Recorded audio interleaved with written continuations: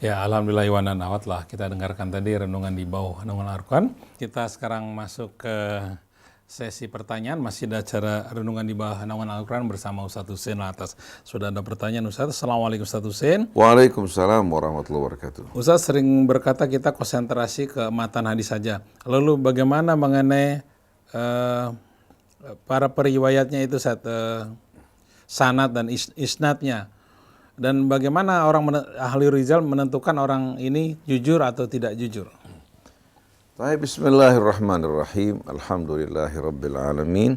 Rabbana zidna ilman wa alhiqna bis salihin. Sanad atau mata rantai sanad pada satu hadis bertujuan untuk menghubungkan konten matan dari satu hadis dengan Rasulullah Shallallahu Alaihi Wasallam, atau katakan dengan seorang sahabat, atau dengan seorang tabi'in atau tabi'in, kalau ucapan mereka masuk dalam kategori hadis, artinya ucapan. Dengan sendiri diperlukan sanad, diperlukan mata rantai sanad. Kalau seorang berkata bahwa Nabi pernah mengatakan begini atau begitu, tidak ada mata rantai sanad yang menghubungkan seorang tersebut dengan Rasulullah SAW, maka orang tersebut berdusta atas nama Nabi. Berdusta atas nama Nabi. Oleh karena itu, mengingat kita tidak bertemu langsung dengan Rasul, tidak mendengar langsung Rasul berbicara, tapi dari si A yang pernah mendengar Rasul sampai kepada B, sampai kepada C, sampai kepada D, sampai kepada kita semua. Nah, setiap mata rantai ini, dari mulai orang yang mendengar Rasul sampai kepada kita harus cek dan teliti lebih dulu. Bagaimana kira-kira keadaan Fulan bin Fulan yang pertama kali mendengar dari Rasul, kemudian orang yang mendengar berikutnya, hingga sampai kepada kita. Dengan sendirinya kita harus bertanya kepada siapa? Kepada orang yang hidup bersamanya. Kepada orang yang menceritakan tentang dirinya. Nah, orang yang menilai si A itu baik dan tidak baik, fiqh dan tidak fiqh, penilaiannya tidak dapat dijadikan satu penilaian yang bersifat pasti. Jadi kalau kita mendengar katakan Yahya ibnu Ma'in, Ali ibnu Madini mengatakan bahwa fulan fiqh, atau fulan katakan seorang yang kadzab, pendusta, kita hargai Ali ibnu Madini, gurunya Imam Bukhari. Kita hargai juga Yahya bin Ma'in, orang yang sezaman bersamanya. Begitu pula Abu Zur'ah Ar-Razi, kita hargai mereka.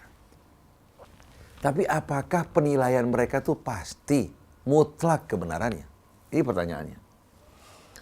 Karena seseorang bisa saja melihat seseorang itu benar karena rasa suka. Juga bisa melihat juga orang tidak benar karena rasa benci. Artinya kebencian dan suka ini bisa memberikan penilaian yang salah. Manusia tidak terlepas dari benci, suka, dari kefanatikan pada kelompok, pada golongan. Begitu pula ahlul hadis. Ahlul hadis yang mengumpulkan dan meriwayatkan hadis, mereka juga terbawa oleh kefanatikan mereka untuk menyerang orang-orang yang mereka tidak suka dan membela orang-orang yang mereka suka. Kita ambil contoh saja. Abu Zur'ah Ar-Razi merupakan seorang yang mu'tamad, artinya yang jadi pegangan dalam menilai. Dia mengatakan Bukhari zindik. Bukhari zindik. Karena Bukhari meyakini bahwasanya Quran itu makhluk. Ini Abu Zur'ah Ar-Razi yang mengatakan. Padahal Bukhari begitu mulia kedudukannya di tengah-tengah para ahli hadis. Imam Syafi'i yang merupakan salah satu imam madhab, Yahya bin Ma'in, ketika ditanya mengenai Syafi'i mengatakan laisa bisyai'. Imam Syafi'i banyak meriwayatkan dari seseorang yang dianggap fiqh, sedangkan para kritikus mengatakan bahwa orang tersebut bukan seorang yang thiqah. Nah, para kritikus ini orang-orang yang tidak hidup semasa orang tersebut, sedangkan Imam Syafi'i hidup, kenal itu orang baik-baik. Dan banyak contoh kita bisa ungkapkan sebetulnya.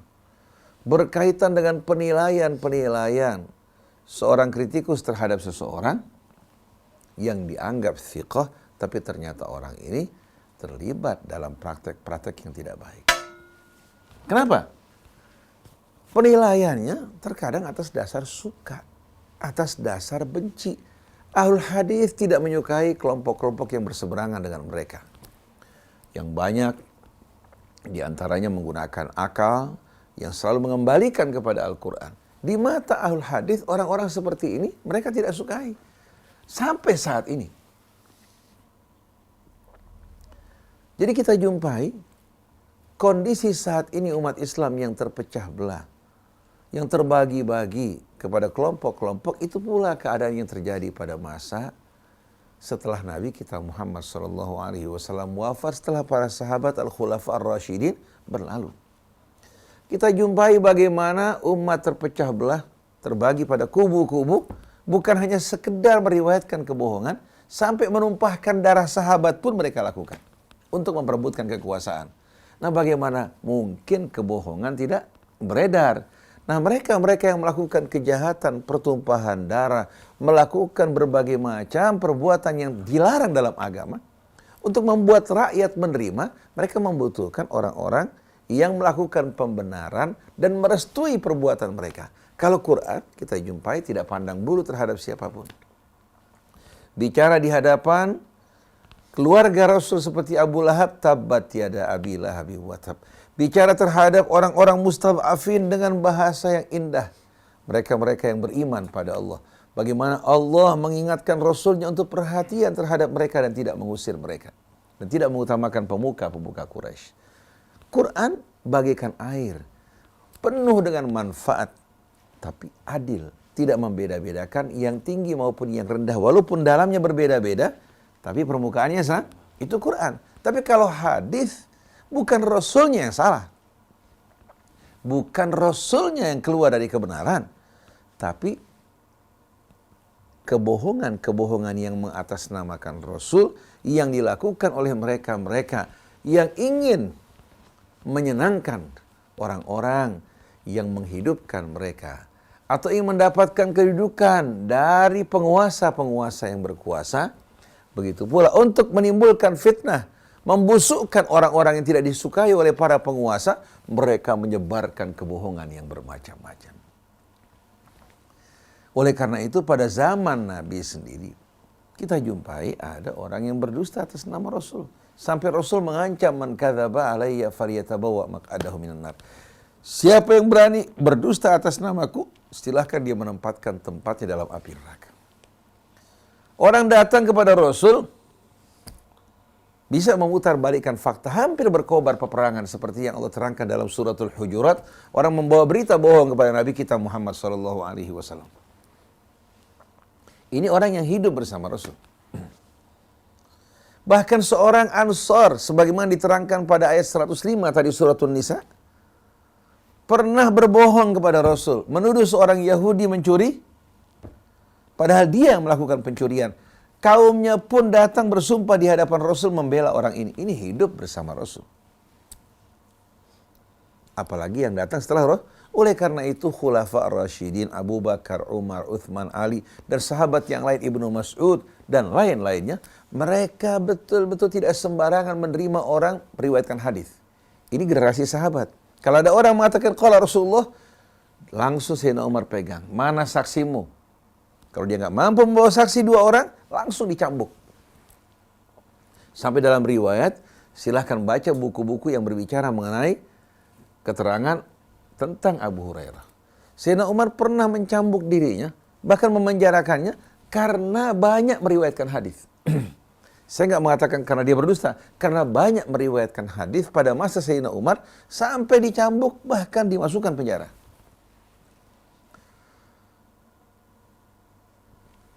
Ini kita lihat buktinya pada kehidupan sahabat Nabi. Dan bukti yang paling otentik, sahabat Nabi Khulafa Ar-Rasyidin mengumpulkan kumpulan pembicaraan Rasul.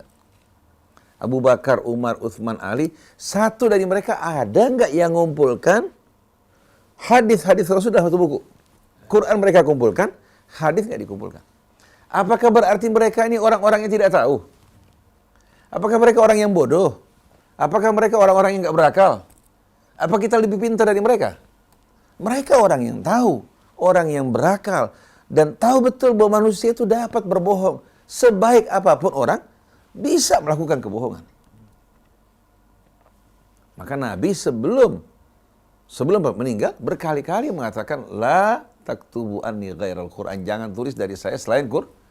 Faman katabahu falyamhu. Yang menulisnya hapuskan. Itu tulisan hadis yang terdapat dalam Imam Muslim. Abu Bakar ketika menyaksikan orang simpang siur meriwayatkan hadis dari Nabi, namanya juga orang mendengar, nggak ditulis, nggak dikumpulkan. Namanya juga terdapat orang-orang munafik. Orang bisa berdusta atas nama Nabi kita Muhammad sallallahu alaihi wasallam. Oleh karena itu, Abu Bakar ketika menyaksikan mulai orang simpang siur berbicara mengenai hadis, langsung dia mengatakan, Innakum takhtalifuna fir riwayati an Rasulillah sallallahu alaihi wasallam. Kalian ini berbeda-beda dalam meriwayatkan hadis. Bukti contohnya kita buka buku-buku hadis coba. Satu masalah bisa ada beberapa riwayat.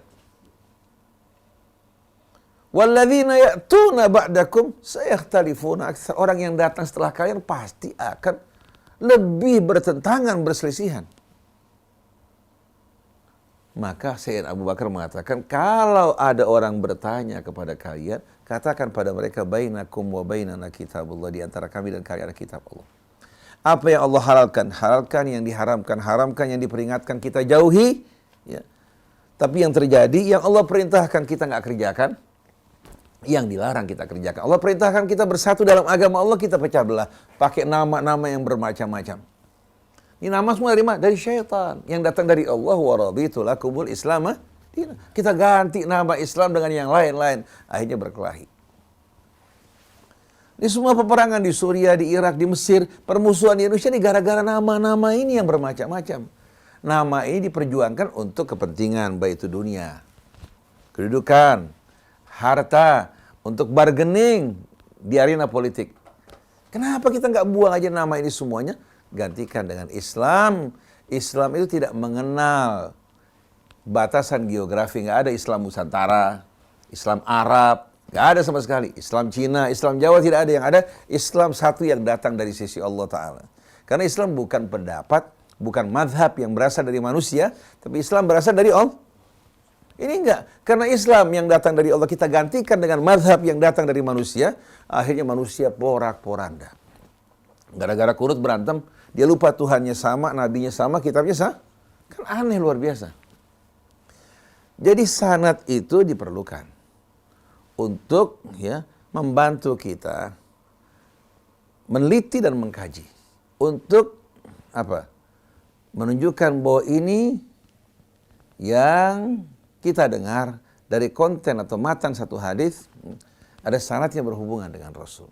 Nah, kita tinggal lihat kira-kira riwayat dan sanad yang menghubungkan dengan Rasul, setiap mata rantainya bisa dipegang apa tidak? Kita periksa mata rantainya, satu demi satu. Kita juga tidak terpaku pada penilaian seseorang. Kita bisa dengarkan dari beberapa orang yang menilai dirinya. Kalau ada perbedaan, kita di sini lebih berhati-hati lagi. Kemudian setelah kita periksa satu persatu mata rantainya, kalau dia termasuk orang fiqh, jujur, kata fiqh jujur di sini juga tidak pasti. Bisa aja penilaian juga karena suka dan benci. Kalau dia fiqh, kemudian dia seorang yang babit, artinya hati-hati, cermat dalam meriwayatkan, nggak gampang lupa. Yang ketiga, sudah fiqh, kemudian apa? Babit, dan hadis ini betul-betul dalam keadaan muttasil, berhubungan mata rantai dengan Rasul. Setelah kita periksa tiga ini, ada lagi proses berikutnya. Karena untuk menentukan satu hadis itu sahih dan tidak sahih, ada lima apa? 5 syarat yang harus terpenuhi. Yang keempat dan kelima, ada musyudzud dan nakarah. Ada musyudzud wan nakarah. Hadis tersebut gak ganjil. tidak bersifat mungkar. Maksudnya apa? Kalau satu riwayat dari thiqah, dari seorang jujur, tapi bertentangan dengan beberapa thiqah, ada 3-4 thiqah yang lain, meriwayatkan berbeda, ini satu orang thiqah meriwayatkan tidak sama dengan riwayat thiqah yang lain, yang lebih banyak. Dianggap ini syadz, ganjil. Apalagi kalau satu hadis bertentangan dengan Quran. Thiqah bertentangan dengan beberapa thiqah dikatakan syadz, apalagi kalau bertentangan dengan Al-Quran. Kalau hadis kan katanya dari Rasul. Kalau Quran, dia firman Allah yang tidak meragukan. Oleh karena itu Imam Syafi'i mengatakan, idza khalafa thiqatu thiqat, kalau satu thiqah bertentangan dengan thiqah-thiqah yang lebih banyak, fahuwa syadz, maka dia ganjil. Nah, bagaimana lagi kalau hadisnya bersifat mungkar? Contohnya, dalam hadis yang terdapat di Bukhari disebutkan bahwa Rasul ingin meninggalkan sholat jamaah dan menyerahkan pada seorang imam. Kemudian dia berkeliling untuk membakar rumah-rumah orang yang meninggalkan jamaah, termasuk orang di dalamnya. Ini hadis terdapat dalam Sahih Bukhari, tapi ini hadis mungkar. Kenapa? Karena meninggalkan jamaah bukan sebab yang menghalalkan darah orang. Bukan sebab yang menghalalkan darah orang. Allah bilang, wala taqtulun nafsal lati harramallahu illa bilhaq. Jangan kalian binasakan nyawa-nyawa yang diharamkan Allah tanpa haknya. Haknya itu kalau dia membunuh orang, mengangkat senjata, menimbulkan teror, ya. Atau dia apa? Termasuk dari murtad dalam arti dari luar agama Islam, dia masuk ke dalam Islam. Atau sengaja untuk menimbulkan kekacauan dan fitnah, dia keluar lagi dari Islam. Itu orang-orang yang boleh untuk apa? Dibinasakan. Kalau masuknya ke dalam Islam dengan tujuan mata-mata bermain-main menimbulkan fitnah, orang ini sama dengan mata-mata yang masuk ke satu negara untuk menimbulkan fitnah dan kerusakan. Tapi kalau orang meninggalkan sholat jamaah, halal nggak darahnya? Dan Rasul juga melarang orang untuk membakar orang. Rasul melarang untuk apa? Untuk menyiksa orang dengan cara membakar. Kok nabinya membakar? Nabi satu riwayat mengatakan melarang orang untuk membinasakan dengan cara membakar atau mencincang. Tahu-tahu dalam hadis tadi Nabi akan membakar rumah orang-orang yang meninggalkan jamaah, termasuk orang yang tinggal di dalamnya. Ini kan gambaran yang mengerikan. Di satu sisi mengatakan melarang orang menyiksa orang dengan membakar pada dalam peperangan, sedangkan ini orang Islam yang bersyahadat an la ilaha illallah wa anna Muhammad Rasulullah, beriman kepada rukun Islam, rukun imam, cuma kebetulan dia meninggalkan sholat jamaah. Kira-kira kalau ini diterapkan, habis nggak orang Islam? Orang yang meninggalkan jamaah diingatkan untuk berjamaah.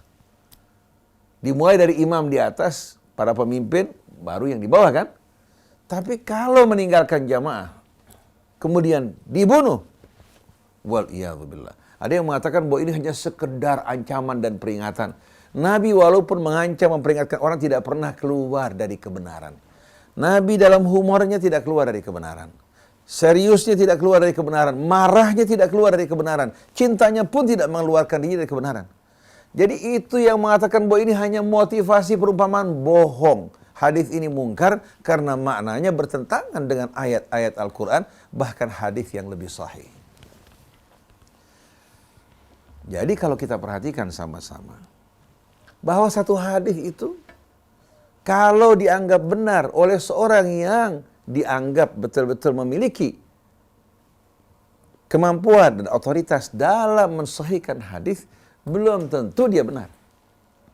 Oleh karena itu pertama kita periksa jalur riwayatnya, setelah kelar kita periksa isinya. Ini yang final. Kalau cocok dengan Quran, sejalan dengan Quran, kita yakini bahwa ini betul-betul merupakan sunnah Nabi kita Muhammad SAW. Tapi kalau bertentangan dengan Quran, seperti tadi hadis tadi, yang masuk dalam kategori hadis yang mungkar, maka bagaimanapun hadis tersebut orang menyanjungnya, memujinya, ditempatkan juga dalam buku-buku yang sahih, bagi kita sama sekali tidak ada artinya, karena tidak ada jaminan dari Allah terhadap selain kitab Allah yang akan dijaga, dipelihara kesucian. Tidak ada sama sekali. Yang ada hanya Quran. Dzalikal kitabul la raiba fi hudan lil muttaqin. Masa kita mau sesuaikan Quran dengan hadis? Bukan hadis dengan Quran. Padahal hadis terkumpul 200 tahun setelah Nabi wafat. Hadis ini tidak lepas dari berbagai macam kepentingan.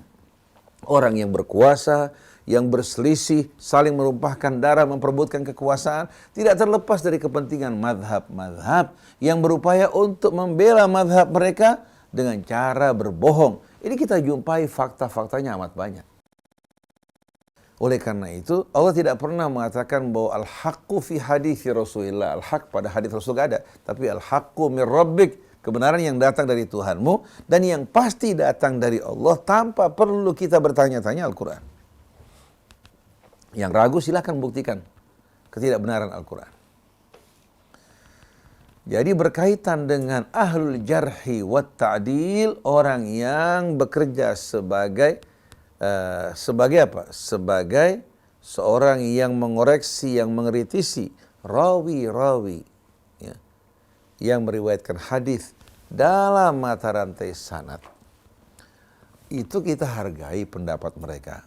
Tapi pendapat mereka hanya masukan, tidak bersifat pasti. Baik datang dari Ali ibn al-Madini, baik datang dari Yahya ibn Ma'in, ataupun datang dari Abu Zur'a ar-Razi, dari siapapun juga. Kita tidak menjadikan manusia sebagai tolok ukur, tapi manusia diukur dengan kebenaran. Karena setiap manusia pasti bisa berbuat kesalahan. Siapapun juga orangnya. Begitu pula hadis-hadis yang berasal dari kalangan Syiah. Kita tidak peduli baik terhadap Al-Kulaini, terhadap As-Saduq, terhadap At-Tusi, terhadap Al-Mufid, terhadap siapapun juga dari rawi yang mengumpulkan hadis atau ahlul jarhi mereka. Sama sekali tidak. Artinya bukan tidak menghormati, tidak sama sekali menjadikan mereka tolok ukur kebenaran. Kalau saya jumpai dalam hadis kafi, dalam hadis katakan man la yahdhuruhul faqih, atau yang terdapat dalam Tahdzibul Ahkam Lit-Tusi atau Al-Istibsar atau katakan Biharul Anwar, bagi saya tidak penting dia berada dimanapun juga. Tapi kita kembalikan pada Quran, begitu cocok, kita bisa merasa tentram. Kalau semua umat Islam nih, Syiahnya, Sunnahnya, Salafinya, Wahabinya, NU-nya, Muhammadiyahnya, mau balik kepada Al-Quran, nyocokkan pendapat ulama mereka, riwayat-riwayat mereka, kembali kepada Quran, pasti bersatu. Karena Quran cuma satu. Quran cuma satu. Ada yang mengatakan Quran Syiah berbeda, orang nggak waras. Orang yang mendustakan Al-Quran, orang yang berbohong atas nama Al-Quran. Allah bilang, inna nahnu nazzalna dzikra wa inna lahu lahafidhun. Allah bilang kami turunkan Al-Quran, kami jaga, kami pelihara. Sekarang mereka bilang, Qurannya orang Syiah berbeda. Berarti mereka apa? Mereka orang yang berbohong, mendustakan ayat-ayat Allah, hukumnya besar. Quran satu-satunya kitab, dimanapun juga.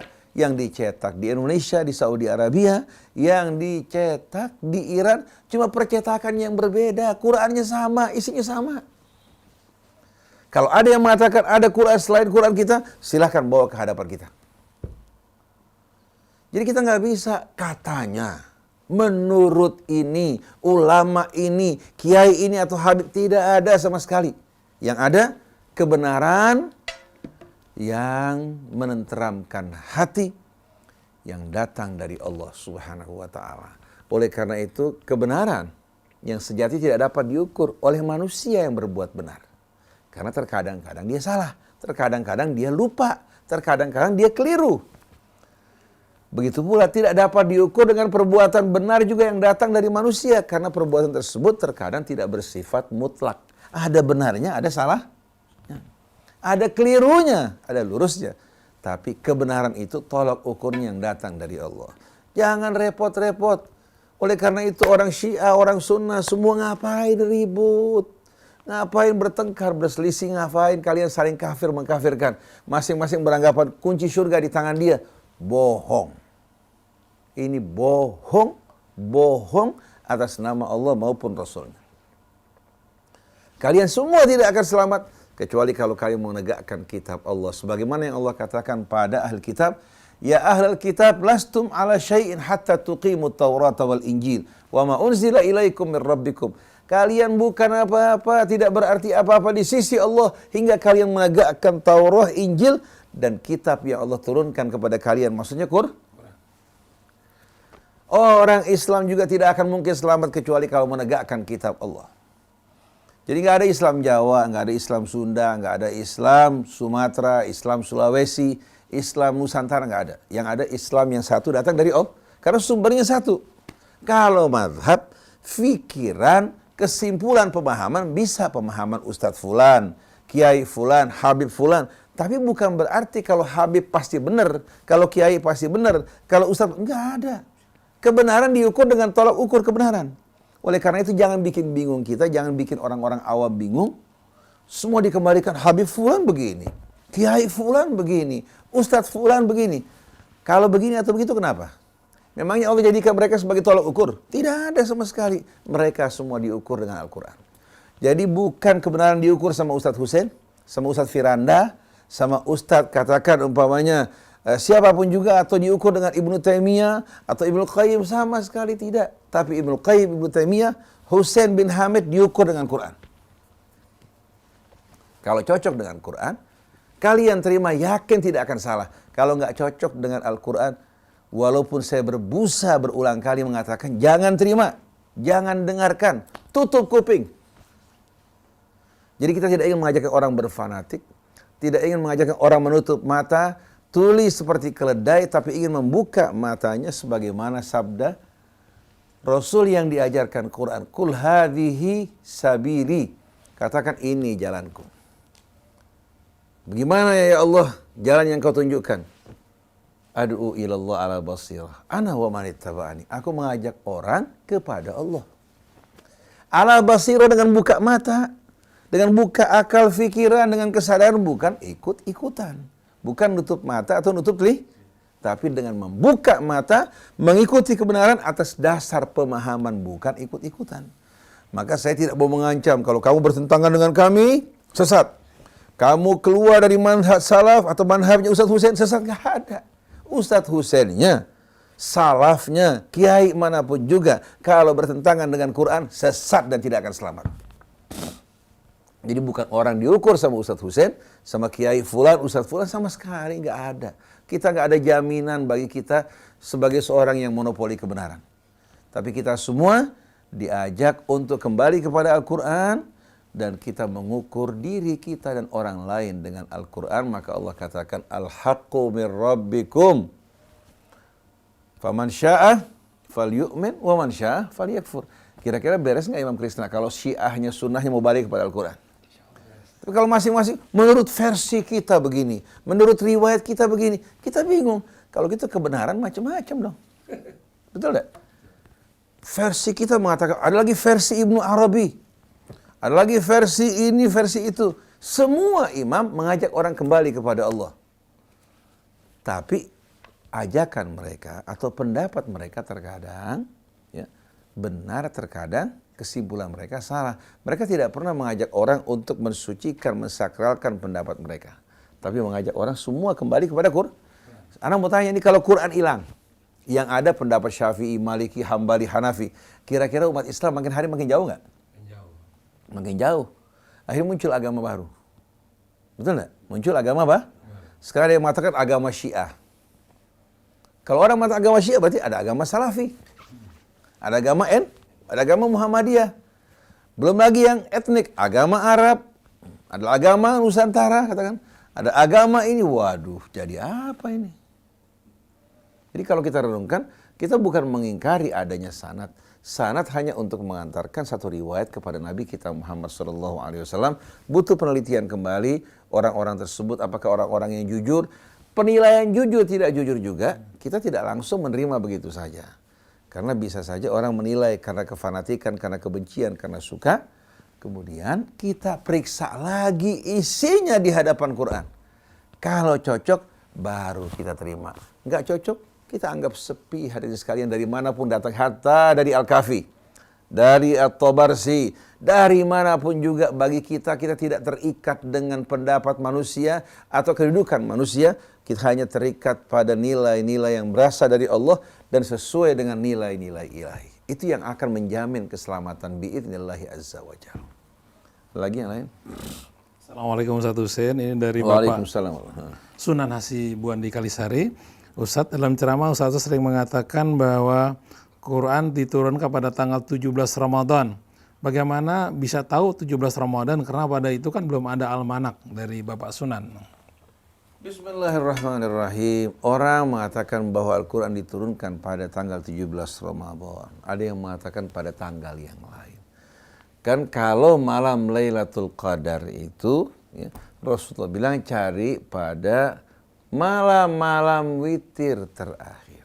Dari tanggal 20 ke atas kan 21, 23, 25, 27, 29. Nah, malam Lailatul Qadar ini malam peringatan turunnya Quran. Malam peringatan turunnya Quran. Jadi kalau hadis tadi benar yang mengatakan cari malam Lailatul Qadar pada malam-malam witir setelah hari ke-20, berarti tanggal 17 apa? Tidak tepat.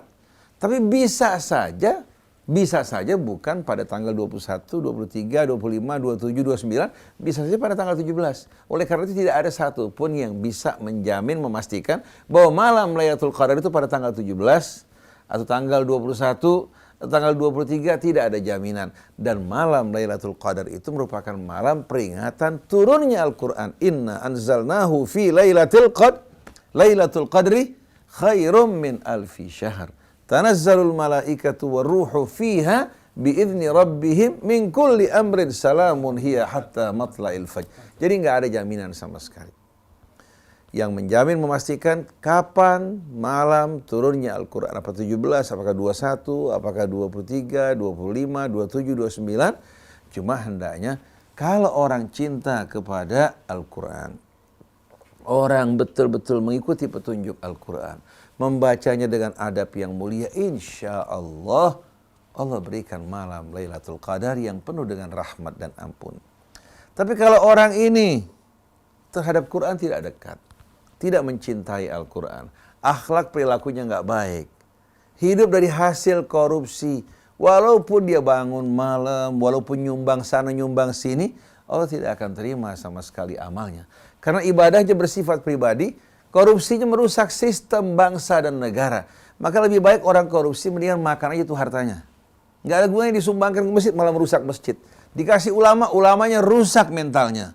Jadi yang paling bagus, kita itu betul-betul untuk mendekatkan diri kepada Allah dengan cara yang Allah tunjukkan. Hidup bersih, lurus, jujur. Dan yang ingin malam Lailatul Qadar, cintailah Al-Quran, beramallah sesuai dengan petunjuk Quran, dan cintai Rasul sallallahu alaihi wasallam. Ini gara-gara saya ngomong begini, kembali kepada Al-Quran, orang Syiahnya serang saya juga. Kalangan ikhbariinnya. Orang-orang yang mengaku Ahlus Sunnah juga nyerang saya. Saya bilang nggak apa-apa. Saya nggak merasa risih sedikit pun juga, nggak merasa gentar. Yang penting bilang saya Muslim cukup. Yang penting apa? Muslim. Saya Muslim. Kalian mau pakai nama Syiah silahkan. Mau pakai nama Sunnah silahkan. Mau pakai nama Salafi silahkan. Kalau saya Muslim, dan yang dirasil juga insya Allah semuanya muslimin. Kalau yang lain terserah, masa bodoh amat. Saya cuma mengajak, mengingatkan. Mau diterima alhamdulillah, nggak diterima bukan tugas kita memaksa orang lain. Betul nggak? Itu yang paling penting. Ya, orang Islam alhamdulillah enaknya luar biasa. Bisa bersaudara sama semua bangsa. Semua umat Nabi kita Muhammad sallallahu alaihi wasallam mau cari jalan sempit. Kan aneh luar biasa. Demikianlah kalau gitu renungan kita pada pagi hari ini. Kita menggunakan bahasa-bahasa kampung sedikit nih hadirin sekalian, biar orang-orang bisa lebih jelas, lebih faham lagi. Jadi kesimpulannya, yang menjadi tolok ukur kebenaran adalah Al-Quran. Al-Quran, kitab yang berisikan kebenaran yang tidak meragukan. Ini sesuai dengan firman Allah. Kebenaran yang meyakinkan, cahaya yang terang benderang, rahmat, hidayah, petunjuk dari Allah. Oleh karena itu kebenaran nggak bisa diukur dengan orang, dengan kedudukannya. Tapi semua orang, siapapun dia, dikembalikan kepada Al-Quran. Yang cocok tutur kata perbuatan sikapnya dengan Quran, berarti dia berbuat benar. Yang tidak cocok, berarti dia orang yang melakukan kesalahan. Semoga Allah memperbaiki kesalahan kita. Semoga Allah memuliakan kita dengan menjadikan kita sebagai betul-betul orang yang cinta kepada Al-Quran dengan tulus karena cinta kita kepada Allah. Mencintai apa-apa yang terdapat di dalamnya dari petunjuknya yang menjadi hiasan hidup kita, anak-anak kita, keluarga kita, dan menjadi penerang bagi perjalanan hidup kita yang mengantarkan kita menuju keridhaan Allah dan ampunannya dalam kehidupan dunia maupun akhirat. Semoga Allah mengampuni dosa-dosa kedua orang tua kita, guru-guru kita, seluruh kaum mukminin dan mukminat. Subhanakallahumma wa bihamdik, asyhadu an la ilaha illa anta, astaghfiruka wa atubu ilaik, wal afu minkum, wassalamu alaikum warahmatullahi wabarakatuh.